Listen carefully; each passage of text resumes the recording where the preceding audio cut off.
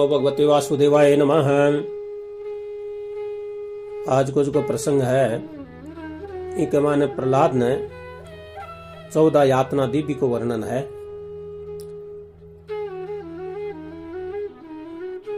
प्रहलाद न दैत्यराज कहे है कि प्रहलाद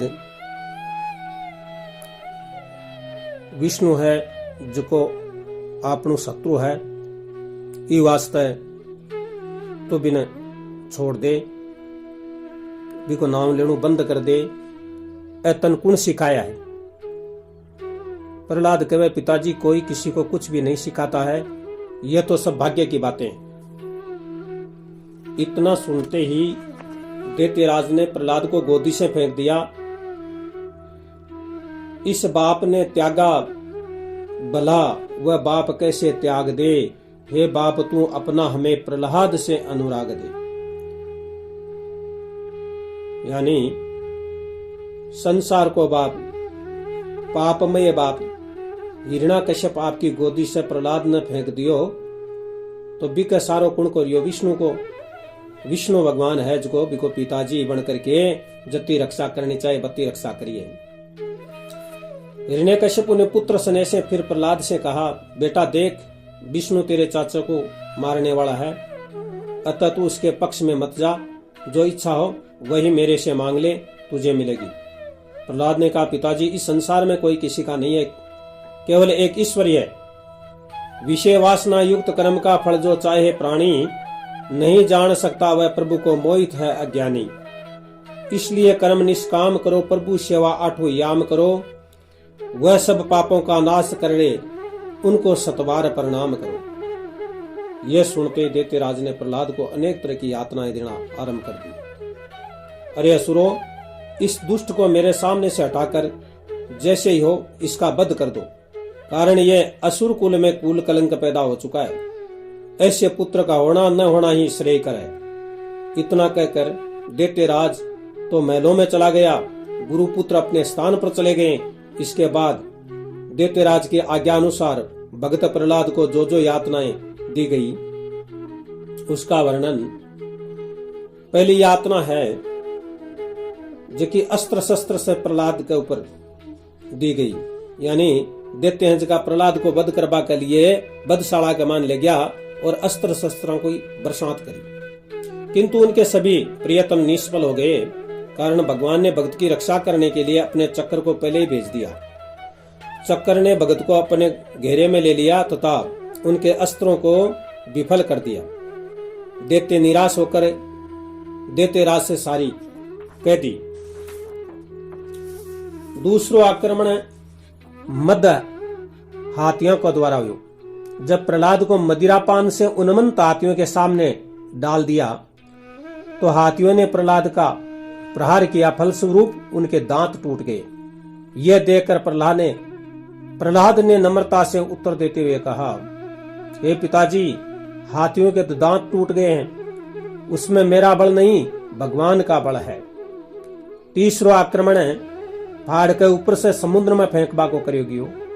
दैत्य का प्रहलाद में पहाड़ पर ले जाकर के समुद्र में फेंक दियो। भगवान भूमि ने कहा है, धरती ने कहा है, प्रहलाद की रक्षा करो। पृथ्वी अज की चतुर्भुज रूप धर करके भगत को अपनी गोदी में ले लिया तथा तीर पर ला करके खड़ा कर दिया।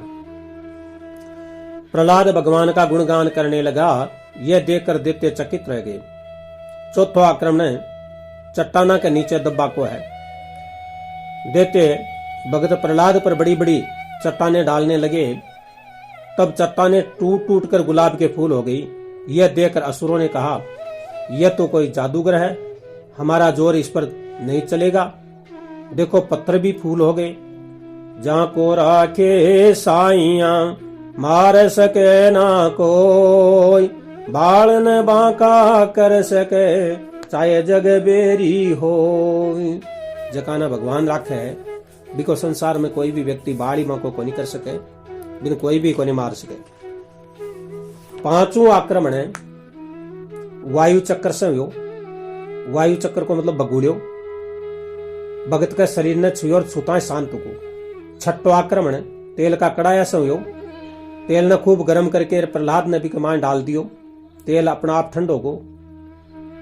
अब बस शत्रु है जगह देखियो भाई तेल गर्म हो कोनी हो, ई वास्ते एक नारियल फेंक्यो। नारियल उछल करके जको फेंक्यो भी का सिर के ऊपर ही जाए पड़ियो और भी की हरी हरी होगी। सातवां आक्रमण है कालकोटरी में हो। जब प्रहलाद को कालकोटरी में डाल करके ताला लगा दिया गया, यह समाचार जब प्रहलाद की माता कयादु को मिला, उसकी ममता, पुत्र स्नेह, वात्सल्यता उमड़ पड़ी। रोकने की बहुत कोशिश की किंतु स्नेह नहीं रुका। तब कयादु दैत्यराज के पास जाकर निवेदन किया, हे स्वामी, मैंने आपसे आज तक कुछ भी नहीं मांगा। आज एक भिक्षा मांगने आई हूं और आंचल पला पसार करके भिक्षा मांगती हूं।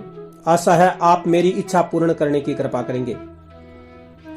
दैत्यराज ने कहा, कैसी आशा? तो हे दैत्यराज, मैं मेरे पुत्र की भिक्षा चाहती हूं, केवल प्रहलाद की भिक्षा आप मुझे दे दें। मैं मेरे पुत्र को लेकर के अन्यत्र चली जाऊंगी, न आपके राजमहल में, न नगर में, और न आपके राज्य में ही रहूंगी, जिससे आपको भी शांति मिल जाएगी तथा बच्चे को भी कष्टों का सामना नहीं करना पड़ेगा। हम भिक्षा मांगकर समय बिता देंगे, आपके पास नहीं आएंगे। इसलिए स्वामी दे दो, भिक्षा दे दो। स्वामी मुंह मत मोड़ो, मैं आपके चरण पकड़ती हूं, मुझे भिक्षा दे दो।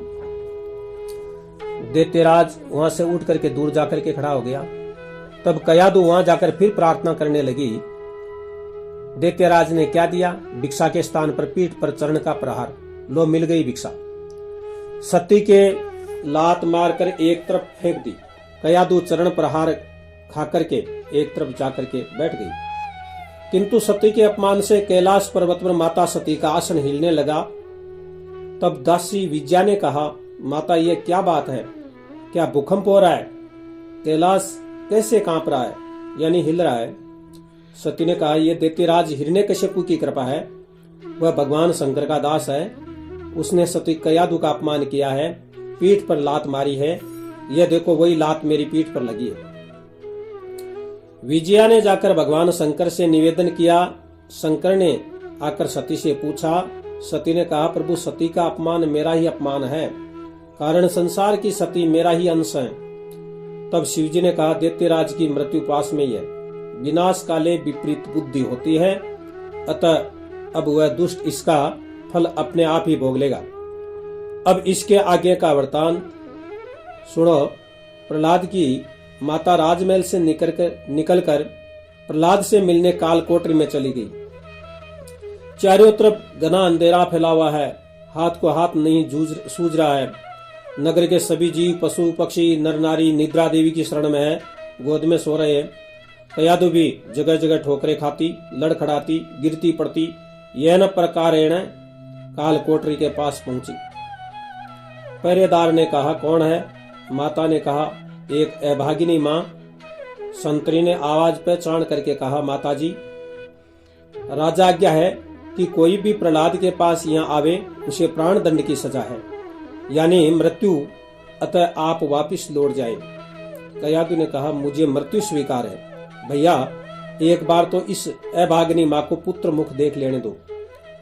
महाराज की तरह इतने निठुर मत बनो। पहरेदार ने अपने प्राणों की परवाह न करके माता को कालकोटरी खोल दी। माता भी अपने पुत्र के पास गई। प्रहलाद ने अपने प्रभु की रटन लगा रखी थी। अंधकार में प्रकाश छा रहा है। माता पुत्र के पास जाकर प्रहलाद का मुख चूमने लगी। प्रहलाद ने पुकारा, प्रभु आ गए। माता ने कहा, बेटा प्रभु नहीं, यह तेरी अभागिनी मां है। प्रहलाद भी माता के चिपक करके रोने लगा। माँ और बेटा दोनों रोए। वहां उस वक्त करुणा सागर उमड़ पड़ा। प्रहलाद ने कहा, माँ माँ माँ, तू यहाँ कैसे आ गई? महाराज को पता चलेगा तो वो आपको मृत्यु दंड दे देंगे। माता ने अपनी सारी राम कहानी कहते हुए कहा, बेटा तेरे लिए यदि मृत्यु दंड मिलता है तो इस जीवन से श्रेष्ठ है। इसके बाद प्रहलाद ने माँ को सांत्वना दी। तब माँ ने कहा, बेटा यदि तू मेरी कोख से पैदा नहीं होता तो मुझे आज ये दिन नहीं देखना पड़ता। क्या करूं, ये मेरी अभागिनी माँ तेरे लिए कुछ कर भी नहीं सकता। यह कहकर माँ रोने लगी। प्रहलाद ने माँ को समझाया और कहा, माँ भगवान सब देख रहे हैं, वे ही हमारे रक्षक हैं। इसके बाद माता छाती पर पत्थर रखकर राजमहल में चली गई।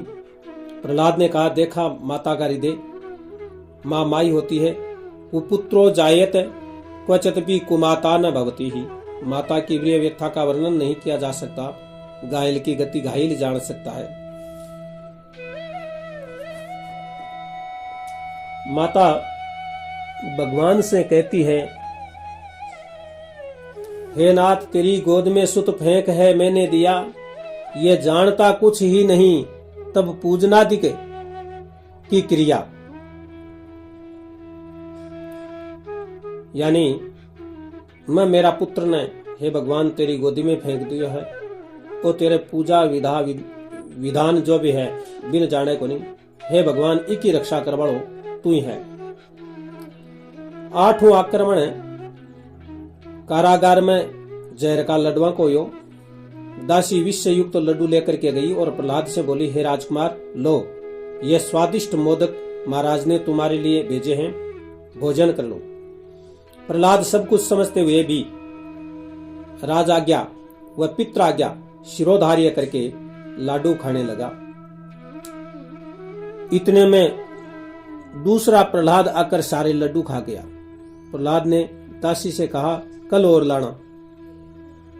यानी भगवान की कृपा हुई, भगवान खुद ही है जो लड्डुआ ने ग्रहण कर लिया। जहर के लड्डू आप खा ले प्रहलाद बच जावे। यह शब्द किस लिए आया? भगवान शंकर के लिए। भगवान शंकर है जो आपको अंश भेज दियो और जहर का लड्डू आप खा लिया और प्रहलाद ने बचा दियो। 9वां आक्रमण भयंकर विषधर सर्पों को यो। दैत्यराज ने भयंकर सर्पों को कहा, जाओ और प्रहलाद को डस दो जिससे उसकी हरिहर हो जाए। सर्पों ने जाकर प्रहलाद को डसा, उनके दांत टूट गए, घायल होकर एक कोने में जाकर के पड़ गए। 10वां आक्रमण संबासुर ने अपनी माया का किया। संबासुर 96 तरह की माया जानता था, किंतु मायापति के चरणों का दास जो है उस पर माया का कोई भी असर नहीं होता।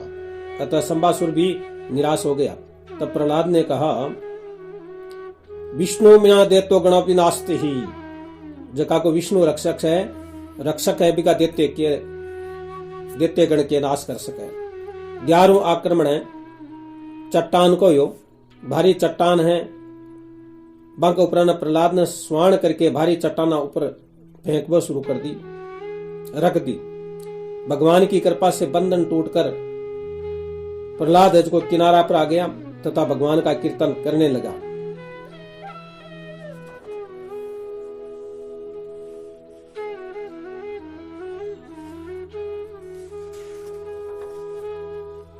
बारहवां आक्रमण है आरे से चीर करके हुआ। दैत्यों ने आरे यानी क्रोध से प्रहलाद को चीरना आरंभ कर दिया। उसी वक्त आरे का टुकड़ा हो गया। कारण भगवान ने चक्र को नियुक्त कर रखा था, इसलिए आरा टूट गया। यह देखकर असुर चकित रह गए। 13वां आक्रमण दरबार में परीक्षा लेने का हुआ। दैत्यराज ने प्रहलाद से कहा, बेटा तू राम का नाम लेना छोड़ दे, मेरे से मुंह मांगा वर मांग ले, अन्यथा मैं तेरा काल बन जाऊंगा, मैं खुद ही तुझे मार डालूंगा। प्रहलाद ने कहा, पिताजी प्राण छूट सकते हैं, राम नहीं छूटेगा।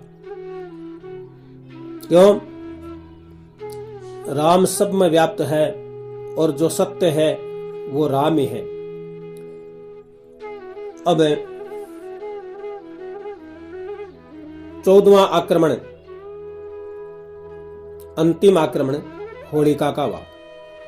वह जल गई, भक्त प्रहलाद बाल बाल बच गई। यह सब प्रभु की कृपा का ही फल है। भगवान जिसके रक्षक हैं उससे मारने वाला कोई नहीं है। होलिका जब प्रहलाद को लेकर अग्नि में बैठती है तब प्रहलाद की माँ होली से कहती है, हे नंदबाई, जद मेरे इस बच्चा को जन्म योजना में तने खूब है जको धन दौलत तू साट्या दिया भी टाइम को प्रण दिए है, तू मेरे ई पुत्र को प्रण थोड़ी दया कर। प्रहलादन राख ननद तेरे चरणों की दासी। एक दिन प्रहलाद जन्म लियो सब लोग हुए राजी। सकल नगर में बटत बधाई कोयल गुण गाती। प्रहलादन राख ननद तेरे चरणों की दासी। मुखड़ो धोती लाड लडाती झूठो तू खाती। ये ननद बाई झूठो तू खाती। ले गोदी आगी में बैठी दया नहीं आती है ननद बाई दया नहीं आती। प्रहलादन राख ननद तेरे चरणों की दासी। न गोदी न आंगड़ी नहीं कूक साची। न गोदी न आंगड़ी नहीं कूक तेरी सांची है ननद बाई कूक तेरी सांची। सोना दिन पितरा का है वह भूखा ही जासी ननद बाई भूखा ही जासी। प्रहलादन राख ननद तेरे चरणों की दासी। कह होड़ी का सुनो भावज घरा जाओ पाछी। कह होड़ी का सुनो भावज थे घरा जाओ पाछी। सुन पाछी हिरणा कुछ थारो चाबुक मरवासी। सुनवासी हिरणा कुछ थारे चाबुक मरवासी। प्रहलादन राख ननद बाई चरणों की दासी। प्रहलादन राख ननद बाई चरणों की दासी। कह प्रहलाद सुनो मेरी माता तू क्यों घबराती। कह प्रहलाद सुनो मेरी माता तू क्यों घबराती। तुलसीदास भजो भगवाना सदा ही सुख पासी। प्रहलादन राख ननद बाई चरणा की दासी। प्रहलादन उबार ननद तेरे चरणों की दासी। इस प्रकार से है जो कयादू होलिका से प्रार्थना करी, लेकिन होलिका तो बिना आगे में लेर बैठी। पाल को अति प्रेम से आंगन लिया बिठाई। ढूंढा बैठी आग में रलापा दिया लगाई। पवन देव ने जो चादर थी उसको प्रहलाद पर डाल दी। होलिका जल करके भस्म हो गई। भक्त प्रहलाद बच गया। दैत्यराज ने विचार किया इसे मारने के जो भी उपाय किए वे सभी असफल हो गए। अब क्या करूं? गुरुपुत्रों को बुला करके कहा मुझे क्या करना चाहिए? गुरुपुत्रों ने कहा जब तक शुक्राचार्य जी यात्रा से नहीं आते तब तक इसे हम ले जाते हैं। यह कह करके प्रहलाद को लेकर पाठशाला में आ गए और मौका पकड़ भगत ज्ञान चर्चा करने लगा। अन्य प्रकार की ज्ञान चर्चाएं प्रारंभ हो गई। बोले श्री कृष्णचंद्र भगवान की जय।